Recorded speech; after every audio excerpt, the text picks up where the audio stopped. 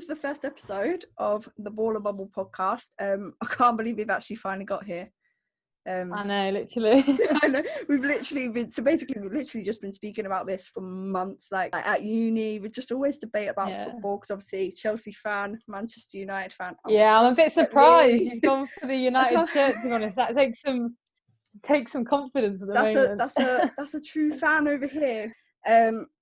So basically, we've just a quick rundown of what we're doing today. We're just going to talk about the women's football in terms of the Conti Cup games, the WSL. There's been some breaking news there, and diversity in women's sport, as well as looking at the England versus Wales international game last night, and the transfer window, because the transfer window was extremely spicy. I love talking about the transfer window. I don't, but here we are. Right. Before I start though, I want to just say a huge shout out to Mo Marley, who has been a part of the FA for 25 years as a player and a coach, and was truly a pioneer for the ever-evolving women's game. She got 41 caps between 1995 and 2001, and she also captained the side at the European Championship. So thank you for all your hard work. Yeah. Definitely. I think you just need to look at sort of social media. Tony Duggan putting stuff out about Mo Marley. Yeah. She's obviously a big part of that. So yeah, definitely. Yeah, definitely. Big up. Okay, so should we get to the Conti Cup then? Yeah, let's go for it. Yeah. So the big news that came out at the beginning of the week was that the games were not really going to be aired anywhere, except I think there was one game that was aired on the FA Player, and that was Liverpool versus Manchester United. But there was big backlash for the Arsenal versus Chelsea derby game not being aired on television. What do you make of that? It was big, really. I think, firstly, just have to say thanks to the Chelsea supporters group, putting a lot of pressure on the club to come out with a statement about that. And, people coming together, fans questioning why it wasn't broadcast was a really big part of that. I think originally there was a bit of controversy around if it was to do with the Chelsea sponsor, Yokohama tyres and the Continental tyres, if that was anything. But it turns out it was nothing to do with that. Apparently, it's just Chelsea didn't choose the Conti Cup to stream on that day. So, again, disappointing. I know that the FA do sort of regulate how many games are shown on WSL, but that's not the same for the Conti Cup. So it was disappointing. Yeah, I was going to say also, I'm sure it was in the Chelsea supporters group statement that there was, in fact, they had to choose between the group games and the UEFA Champions League games, and they obviously chose the UEFA Champions League games to air this season. It's a huge shame, but the Arsenal boss, Joe Montemurro, did come up and say that there should be more broadcasting for the women's games. It's such a shame, isn't it? You've got someone like Pernilla Harder, who is on their bench at the moment, and she's come on in the Continental Cup and no one's been able to watch it. The talent in both teams is immense, so it's just a real shame that wasn't broadcast. Yeah, definitely. And the game, 4 goals in the first 15 minutes of the game, and then the goal in the 90th minute to seal the win for Chelsea. So you watched one of the games, didn't you? Yeah, so obviously in between uni and stuff, I watched the second half of Man United, Liverpool on the FA Player. Good game. I didn't expect a Liverpool win, have to admit, especially when you saw how United started the season against Chelsea. Absolutely. I definitely thought they were sort of nailed on winners of that. So all credit to Liverpool for coming out and putting on a display. All of them played well. Rachel Finesse with a brace. I thought Missy Boker, when she came on at the end, she was excellent. Liverpool looked really good. United had their moments, but Liverpool deserved that victory, really. And you expect Manchester United to have been a lot better in terms of how they played because of the signings that they made in the summer with Tobin Heath, Kristen Press, Russo. So, very disappointing, obviously, for me and myself. But, all credit to LFC. They did absolutely brilliant. And 2 penalties as well. Always I know, we love penalties. A pen. We do. Elsewhere, we saw Durham score 5 over Coventry United, who scored 2. Aston Villa 1 and Sheffield United 0. Big news out of Aston Villa, though. They've had a positive case for COVID-19, and so it looks like their next 2 games versus Bristol City and Chelsea might be cancelled. I just hope that this doesn't cause them to completely halt the WSL and the Championship together. Because that would be a huge shame. But in the terms of WSL, they've not really got off to the best start anyway, have they? They've lost the first 3 games, and their only winners come in the Conti Cup against Sheffield United. Spurs 4, London Lionesses 0. I know that it's quite a dominant display. If you watch the highlights back on the FA Player, very dominant, that one. I think, London City Lionesses are still a new sort of team to the Women's Championship. It's going to take time, and for them it was probably just about going out there and giving it their all and just seeing what could happen. You never know with a cup tie, so exactly. Disappointing, but it's one of those. It's also a point of experience as well. This loss, they'll hopefully take them on the shoulder and be like, this is how we need to improve, and go from there, build from there. In the other group game, in Group C, between Man City, Everton, two top teams, I would say. Rose Lavelle got her first City goal in the Conti Cup. I think it was off Alex Greenwood's cross into the box. And decent then player. Chloe Kelly scored against the former side. And then Jess Park wrapped it up 3-1. The only game that actually saw a penalty shootout was the West Ham versus Brighton game, which finished 2-2, thanks to Rachel Daly scoring the first, over from the Houston Dash, and they won 4-2 on penalties. Yeah, they're a weird one because with the squad they've got, I think you expect more. Yeah. And sometimes they amaze you and sometimes they just disappoint you. So I think it's a difficult one with them. But I do like the look of their squad, and hopefully, that sort of penalty shootout gives them a bit of confidence. Definitely. More breaking news that came out today in terms of the women's game was that the England versus Norway at Bramall Lane will be aired on BBC4 on the 1st of December. Will you be watching? I'll definitely be watching. Of course I will. Probably still in isolation, so yeah, definitely. Yeah, definitely. Gotta love the Lionesses. Their squad is looking immense. Yeah, and another big one to add as well, which we should have probably said with the London City Lionesses, is breaking news of Lisa Fallon stepping down as manager. So I think it was just family, sort of personal reasons, travelling obviously to Ireland and London when it's COVID is quite a difficult situation. So seems like quite a mutual decision there, and all the best to her, and hopefully London City Lionesses can kick on from that. Diversity, that's a big talking point recently. It's come out today that it's only estimated to be about 10 to 15% of women across the WSL and the Championship are Black, which is, there's a huge, it needs to be sorted really. There needs to be some more diversity coming through the ranks. Players need to be given the chance to make it and become professional footballers.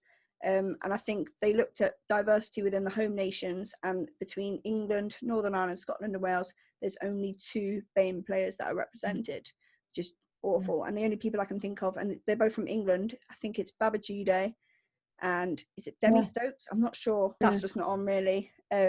More representation needs to be happening over there for sure. Yeah, definitely. I think it's something, obviously that report's come out of football, but it's the same in cricket and a lot of other sports. Women's cricket, Ebony Rainford-Brent was the first Black woman to represent England sort of in the 2000s. So it's definitely something that needs to be addressed, and I know there's some programs in place on the cricket side of things, so it'd be good to see what the FA do in terms of improving the diversity of the women's game. Speaking of international games, there was an international game in the men's side yesterday, England versus Wales in the international friendly before their UEFA Nations League games this coming week. 3-0. What did you make of that? Calvert-Lewin kept his good run. Connor Cody, my fave. His goal was, I thought and then Danny Ings as well. Danny Ings, classic. Do you know what I love? I don't know if you saw the post-match interview of Cody as well. He just seems like such a good guy, and I don't know the passion he had for England. He deserved that captaincy when he was on. And definitely. You know what? He is my fantasy Premier League. He's straight in there for me. He's always in my team. Really? I just back him. Good. Yeah, I do. I really like him. Although I was really shocked at the lineup that good old Southgate picked. He had Pope in goal. Left Pickford out the squad entirely. He went 3-4-2-1. Or back 5, depends, wing backs. I mean, what confused me was that he came out in the media and sort of backed Jordan Pickford quite publicly. So then to pick Nick Pope, I just think you're sending mixed messages there. And I think Pickford has a right. Obviously, he hasn't performed at all. But if someone backs you and is publicly and then they drop you, I'd be a bit confused. It's a bit more embarrassing especially when you're being publicly outed for being the number 1 choice. But I do think Nick Pope did deserve that start. I think he's been, I know Burnley haven't got off to the best season this season, but they have been absolutely brilliant. He's been absolutely brilliant last season. He won the Golden Glove, didn't he? So yeah, he was top. Yeah, he was top. Calvin Phillips obviously got the start with Harry Winks. Calvin Phillips, I've been really impressed with. I've been watching Leeds quite a bit. Obviously, I like to watch the 3 that are promoted every season. Leeds have really impressed me, first of all, and he's been an integral part of that midfield. Grealish, I'm actually surprised got the start, because I just don't think Gareth Southgate rates him. I think he's excellent. But did you see in the post-match interview, Gareth Southgate was asked about Grealish, and he was like, yeah, I'm very pleased with him. It was just nice to get his first start. But Mason Mount was excellent when he came in the same position. Okay, there is a meme. Yeah. There is a meme about this, and I wanted to put it up right now on this pod.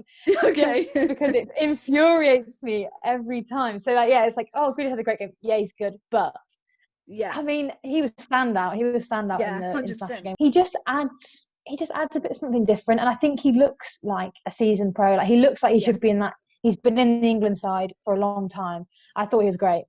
I can't believe he's only just got his call up in the last 2 international breaks, though, because he has been knocking on that door for quite some time now.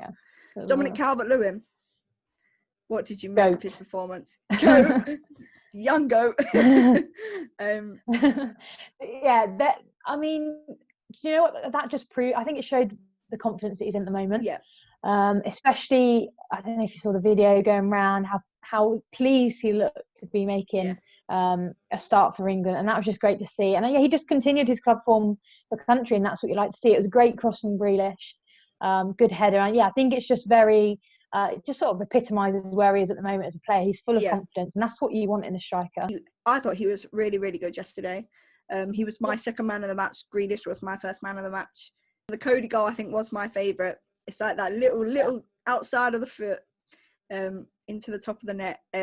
Did you see that tweet about, I'll at him below, but he said if Cody scores tonight, he's going to get a tattoo of his face.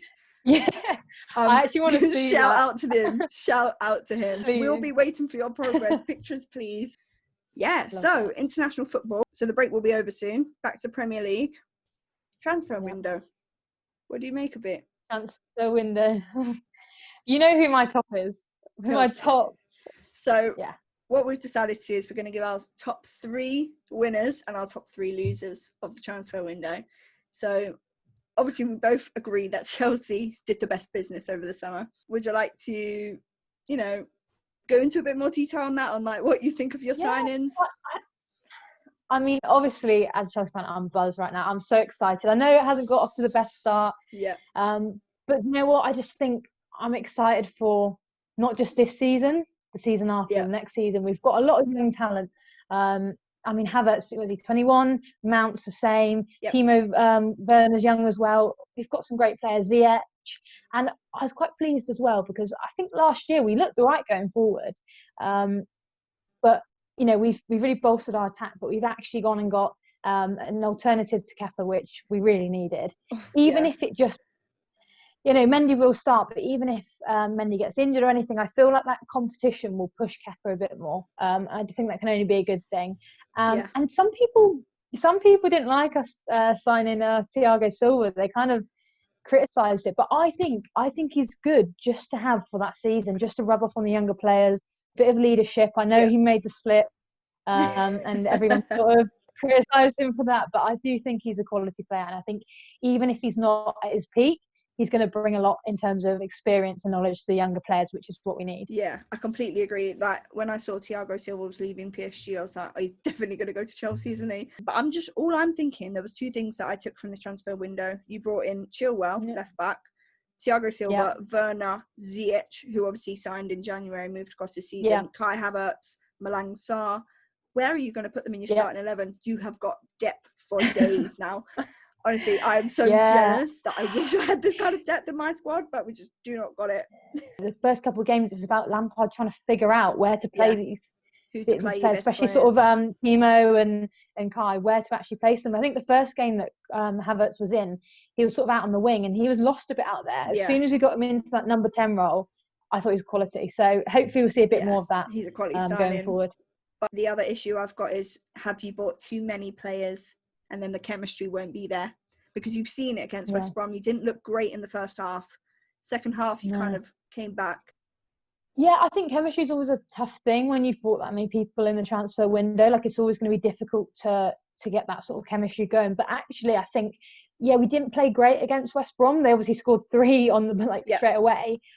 But I was actually pleased to see us come back from that. I feel like the Chelsea last year, we would have struggled to get back into the game. But I think actually that team showed a bit of something about them, and I quite like that. Although drawing to West Brom isn't great, I think we showed a little bit of fight, and I quite enjoyed that. Who's your next winner? Next one, I've gone for Everton. I've also gone for Everton. They didn't make their the most amazing signings, but they filled the gaps that they needed to fill. So obviously James Rodriguez, absolute bargain for 20 million. And obviously linking back up with Carlo Ancelotti again for the 3rd time in his career. The thing is, when you sign someone like Rodriguez, everyone was sort of questioning it. Yeah. Would he be great? And I love Ancelotti just turned around and he said, look, football's football. It's a pitch. The goals are the same. If you've got some of that quality, they're going to be good. And I think he's just showed that. What's he got? 3 goals and 2 assists. Yeah. So far this season. Definitely put him in your fantasy Premier League. Oh, he's in my. I think he's my vice captain. He's captain mine. Yeah. Really. And I just think he's great. I think he's such a great signing because he brings sort of a bit of flair, and you can see the way that Calvert-Lewin sort of bounced off him. I just think he's a great signing, and I think Ancelotti is a good manager, and I think they had a really positive transfer window. Yeah, I think they're up there for top 4 contenders, if not title contenders, depending on how Liverpool bounce back from that game. Yeah. And obviously, I saw some stuff about Liverpool fans getting worried that Everton had taken a title. So let's wait and see. Oh, Liverpool fans are so dramatic, aren't they? So your 3rd winner. I've got 2. I've got a notable mentions as well. So my 3rd one is Aston Villa. Who's yours? They were up. I was torn between Villa and Spurs. Unfortunately, Spurs is my other notable mention. But I did go for Spurs. I mean, it pained me, absolutely pained me to do it, but I do think they've had a decent transfer window.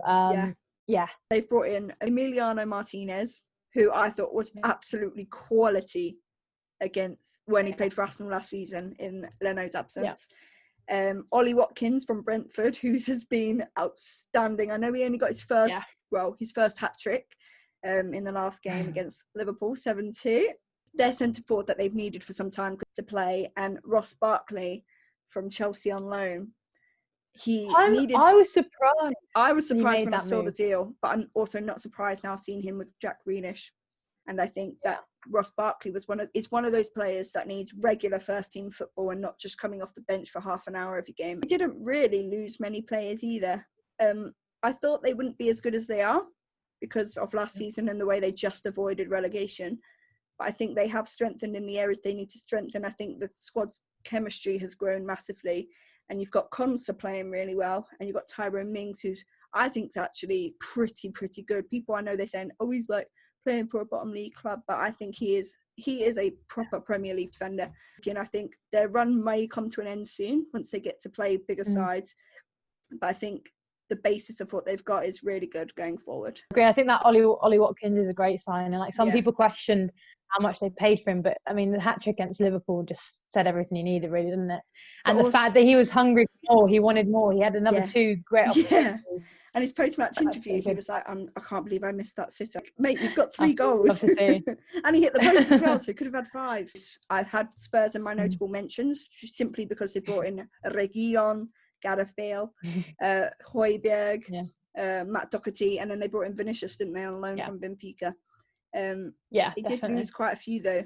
A lot of them went on loan, but also Gareth Bale, obviously the marquee signing of the summer for Tottenham Hotspur. I know it's only a loan, but it must feel good to be back for Tottenham fans. I feel like they've had, especially the Gareth Bale sign, I feel like it's just topped off a good window, solid window, which is you don't usually get that with Spurs, if I can put that one in there. So Daniel Levy, they must be feeling good. Top loser, I think we can both agree on that as well. Top loser, United. Manchester United, absolute disaster class from Ed Woodward, the board. Can't really blame Ole Gunnar Solskjaer in this situation, but I'm absolutely fuming for him. I at one point I was like, I googled how to cancel my Manchester United membership, and unfortunately it is non-refundable. So I'm now officially a member for the season, and I do not want to be. I thought Donny van der Bay was a really good signing. Yeah. But it's not enough. It's not enough. No, I think when you go for Jadon Sancho and nothing happens, it's just that is a disappointment in itself. Yeah. I think then to be active on deadline day shows where you are as a club. I don't think there's any planning, any strategy. No. It's like, oh, we'll go and get Edison Cavani, and when he's been free all summer, like you didn't really want him. I just think it's a bit of a mixed match of players. And he's got the number 7. Yeah. How ludicrous is that? You've got Ronaldo, Beckham, all these players that have a great number 7, Cantona, and then you want to put Edison Cavani at his washed out years in. Nah, not for me, Chief. Not for Tellez. I think Tellez will be all right. I've not seen too much of him, but we need a left back, and I think now that means that they will try and convert Luke Shaw into a left-sided centre back, because Eric Bailly is now injured again. Apparently, got injured in the international break. We signed Mad Diallo Traore, who looks all right, but he only played 25 minutes in Serie A last season, and we paid 30 million for him. But we wouldn't close the 25 million gap on the asking price of Jadon Sancho. So I thought, that's really dodgy there. So we're never, ever going to sign him now. He will never, ever, ever come to Manchester United after this disaster class. I think Sancho's on his way to Liverpool. Next season. I'm putting that out there. I'm putting out there. Yeah. Hot take. Sancho to Liverpool. Liverpool don't like to spend big, but I do think that'll happen. I don't think he'll go to Liverpool. I think he might. I think if Chelsea wanted him, they'd go for him. But you've got too much there. Why do we need him at the moment? It would either be Manchester United, Arsenal, or Liverpool, and I don't see Arsenal signing him. Well, they can't. With those funds. Not after this transfer window. I'll get onto that in a bit. Yeah, or he'll go to a Barcelona or a Real Madrid. And I think that will be that. Who was your next disaster of this year? My next one was Burnley. Mine was Burnley as well. Yeah, I did go for Burnley. I think it's such an obvious one, and probably everyone's saying the same, but you just can't. I mean, they've signed 2 players.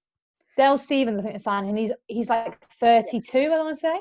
The only positive thing I can say about Burnley's transfer window is that they kept Nick Pope and they kept James Tarkowski. If any of those left, I think it would have been even like 10 times worse than what it is at the moment. Yeah. But they just haven't. I mean, there's got to be something going on higher up than Sean Dyche. I mean, he said he wasn't happy. He said he needed to refresh the squad, and that hasn't happened. So there's something going on there. Yeah, definitely. I just think Burnley, I think the manager's great. I think they did so well, but they have not improved.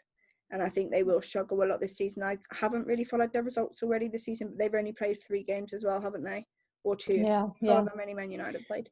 And I just don't see them being any higher than 15th. Maybe even in the relegation battle. And I think my third loser, i.e. my biggest loser of the transfer window, aside from Manchester United, is actually a hot take. So I'm going to hear yours first, and then I'll go for mine. Put me on. So I'm going to go West Ham. Just the general feeling in the club. Okay. I've gone West Ham. What have you gone for? I've gone for Arsenal. Only because I think they've made some good signings. They've obviously got Saliba in, Gabriel in, Willian in, and then a couple of other players like Cedric Suarez officially, and Dani Ceballos again on loan. And then obviously they activated Thomas Partey's £45 million clause, release clause.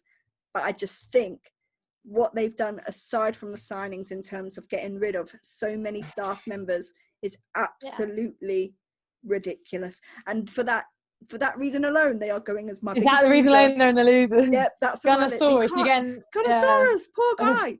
Like, even Ozil's come out and been like, oh yeah, I'll pay his full wages. Big power move from Ozil there. Yeah, trying to get in the fans' good books after sitting on the bench. On like 55 staff members got laid off. Yeah. In a pandemic, and I think their yearly salary combined was 2 million, and then they go ahead, up Aubameyang's contract. Yeah.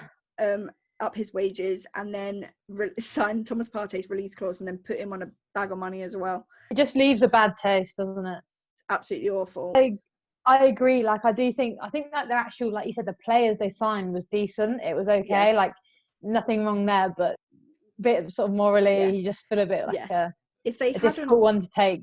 Yeah, exactly. If they hadn't have done that, I think they would have made maybe my top 3, top 4 winners of the transfer window. But based on that alone, I can't see past the good signings that they made, because they have made some good signings. But also, you absolutely got robbed with Ben Chilwell for the price you paid for him. Do you know, I'm not going to take that. Marina works magic. I swear they're asking for 80 mil. We got them for 50 or something. I'll take that. 50 mil too many.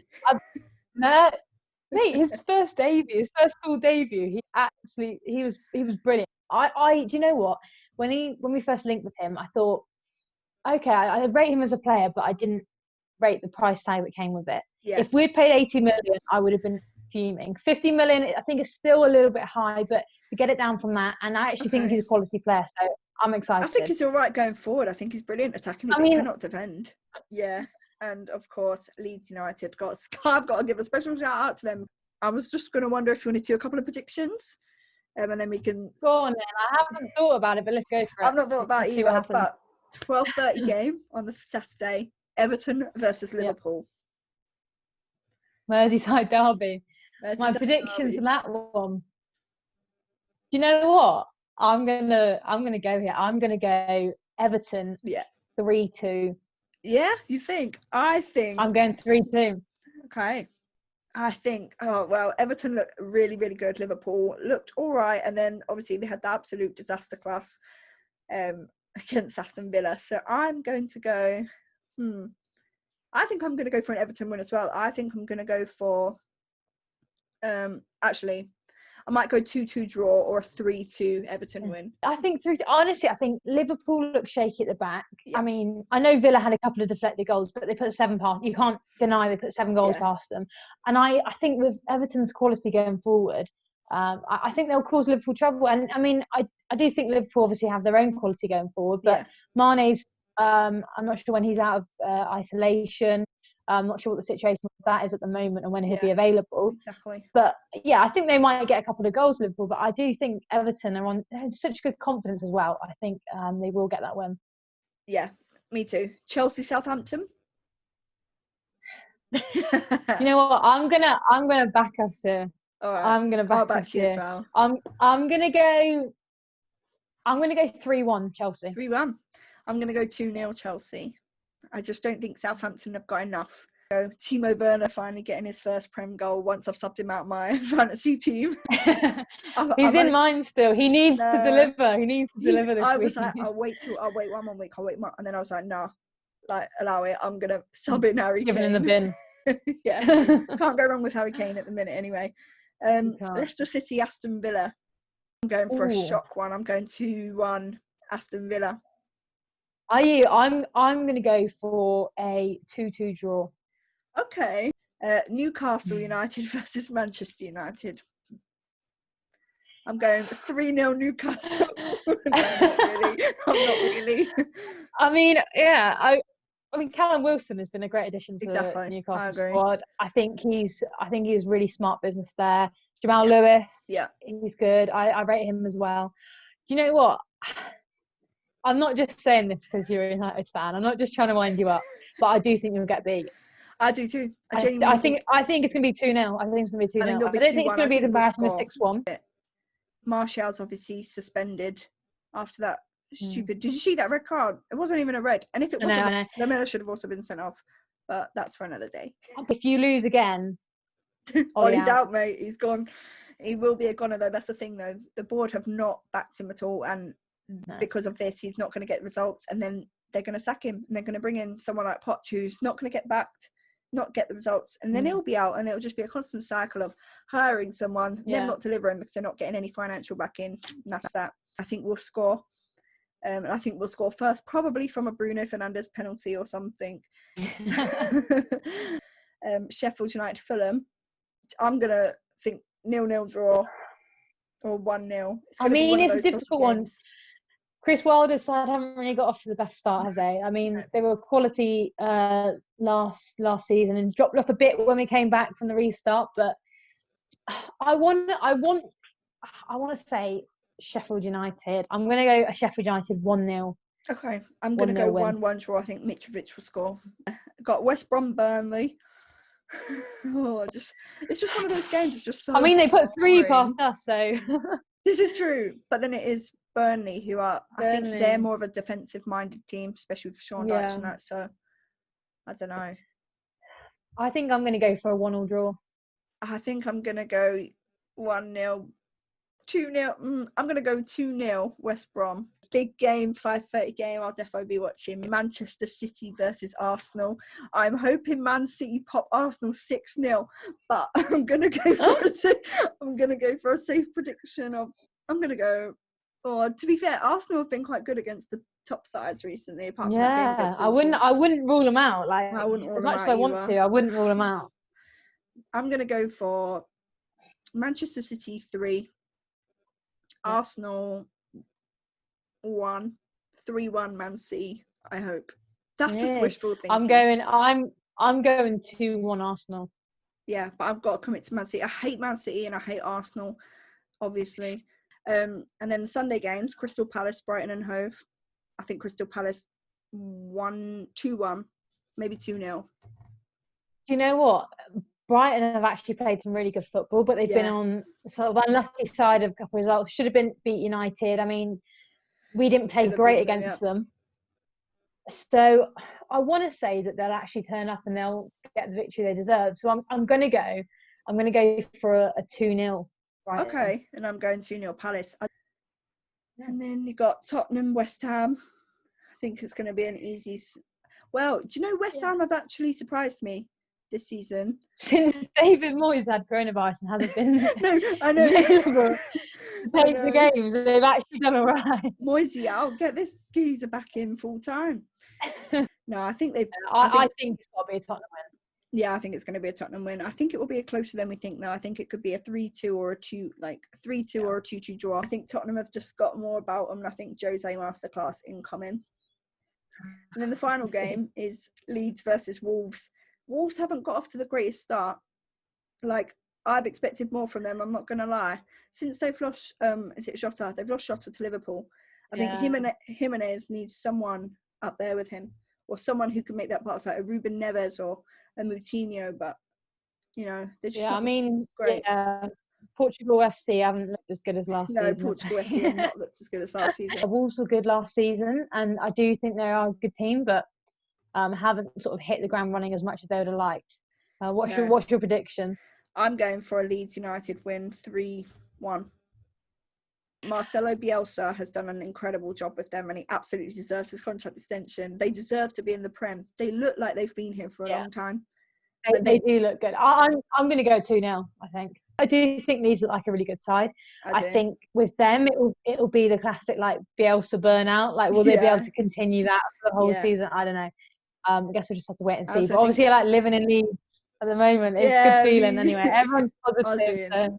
I wish I was still there. I was like, I'd be supporting Leeds if I was living up there. I've always liked them. I've always followed them in the Championship, obviously because they used to play the games at uni and stuff. But I never actually got to go to Ellen Road. I'm really annoyed. But I went once. Leeds versus Birmingham City, 1-0 Birmingham City. It was dire. But yeah, no, I do think they look pretty good. So yeah, that is our predictions for this. Well, is it next weekend? It's next weekend's fixtures. As a Man United fan, I'm a bit sad, but I also can't wait for the season to get going again. Yeah. Sorry, we need to address a massive issue about the season. Pay-per-view. Oh my goodness. This breaking news. Like, don't get me started. I feel like we need to sit back in our chairs for this one. £14.95 to watch one game. One game. You need to take out a loan for all these subscriptions to Sky, BT, whatever. I know. It's just getting ridiculous now. And now they want you to pay-per-view for the team that you want to watch. What happens if you want to watch all of them? That would be what? Like an extra £140 a week? Yeah. And you know what's really, really frustrating? They came out today and said that in the Premier League meeting, there's only one team that voted against that, and that was Leicester. Really? 19-1, 19 teams in the Premier League said, yes, pay-per-view, £14.95. Like, it's been such a difficult time, and they've obviously, every club's been missing their fans and saying how much they want them back, and then they try and charge £14.95 for pay-per-view. I just think it's really, really wrong. That is just so wrong. I know they're probably arguing the case, but if you went to the games, you'd be paying like 50, 60 quid for a ticket. So we're not in the ground. We're not paying to travel to go into your stadium to use your facilities. We're paying to watch from our television sets at home or streaming online. Or they always talk about grassroots football, like we need to get people off the streets or kids off the streets to play more football. But now they want us to charge 15 quid per game. Yeah. For kids to watch their idols play football, because a lot of these kids can't afford Sky Sports. Like, I remember when I was younger, you knew who was rich and who was poor by whether you had Sky TV or no Sky TV.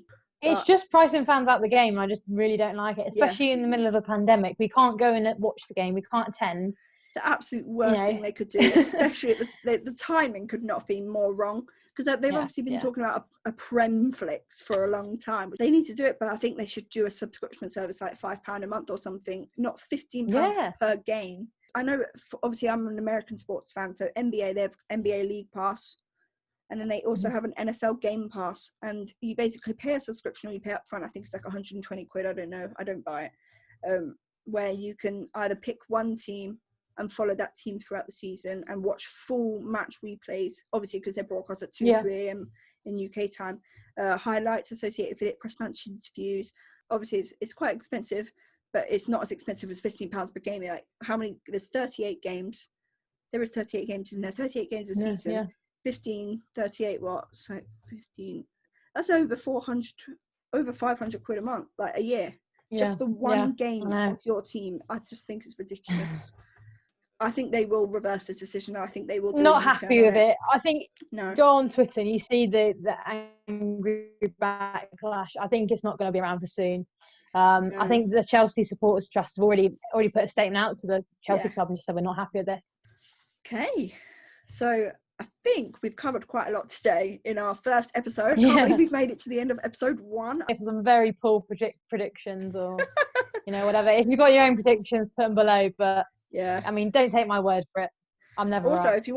if you have anything that you want to ask us to cover in the next couple of episodes, obviously this will be a weekly thing. We'll answer any questions, any hot topics. We'll make sure we're covering the latest stuff or stuff that's come out in the last few hours or something. If any of you want to feature or bring a fan opinion on, just let us know and we'll make sure we'll set that up for you. Episode 1 done. Episode 1 done. Episode 2 will be coming out next week. Right, guys, that's it for today. Thanks for watching. I'm Cassie. And I'm Kerry, and we'll make sure that our @s are linked in the description below so that you can follow our personal accounts. And don't forget to follow @theballerbubble on Twitter and Instagram. Cheers. See you next time. Bye.